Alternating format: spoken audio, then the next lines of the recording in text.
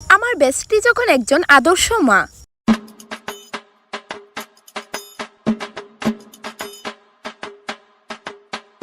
আরে দূর, রিমোটটা কাজই করতেছে না, সাউন্ডটা বাড়তেছে না গেলিকা।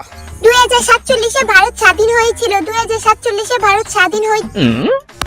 মনটা কইতাছে রিমোটটা আসার দিয়া ভাই। ঠিক হইছে।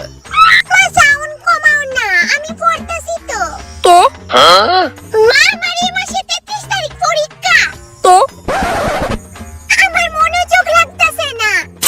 দেখ লতা, এটা পড়াশোনা কইরা কিচ্ছু হইতো না। না, আমি চাকরি করব বড় হইয়া। দেখ লতা, টেনশন নিস না, মা আসি তো। চাকরিওয়ালা দেখা দিয়া দি মনে বিয়া। নে মার লগে বইয়া টিভি দেখ।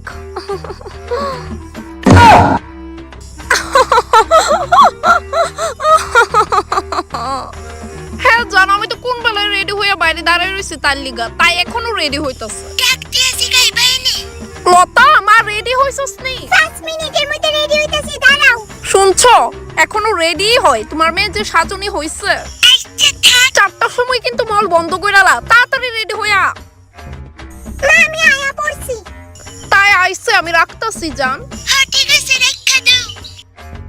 এত দেরি করলে কেমনে হইব মা? চল।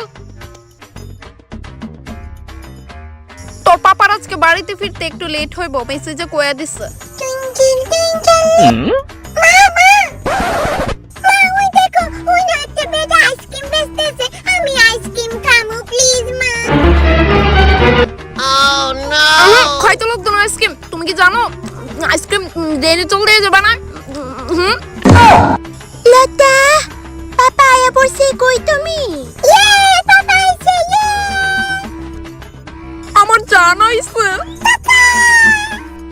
আয়ো মা, কোলে আয়ো, অনেক মিস করছি তোমারে, আয়ো। হ ঠিক হই আছে। আমি তো উইরা আয়া জুইরা বইছি, এলিগা আমারে কারোর চোখেই পড়ে না। মা লতিকা, কি হইছে তোমার? বাড়িতে আইলি তুমি সবাই আগে তারে ডাক দো, আমারে তো মোটেও মিস করো না তুমি। এত বড় বুন্নি বেডি ইতা কিতা করে? আউ